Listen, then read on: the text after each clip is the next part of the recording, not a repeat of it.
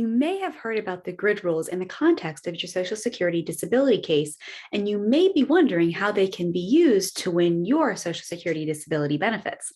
My name is Kaitlin Wildoner, and I'm an attorney who helps disabled individuals obtain their Social Security disability insurance, SSDI, or supplemental security income, SSI benefits as quickly as possible so they can focus on getting better.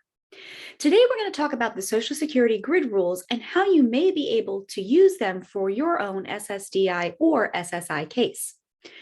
The first thing that's important to note is grid rules are mostly for claimants age 50 and older.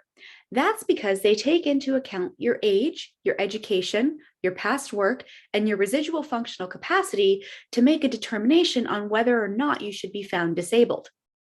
The grid rules become more advantageous as you get older. For example, once you hit 50, they start to become a little advantageous to you. Once you hit 55, even more so. And once you hit 60, again, even more so.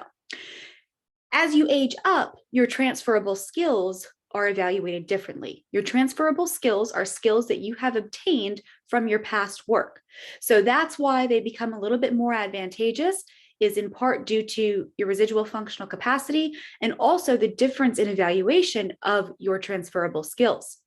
For those who are 55 and up and are limited to sedentary work, in order for your skills from your past relevant work to be considered transferable, there must be very little, if any, vocational adjustment made to a new job, and that's in terms of tools, work processes, work settings, or the industry. Again, if you're 49 or younger, the grid rules are not a huge factor in your disability case.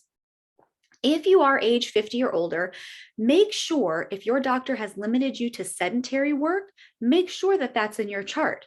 Similarly, if you're 55 or older and your doctor has limited you to either sedentary or light work, make sure those restrictions are in your chart.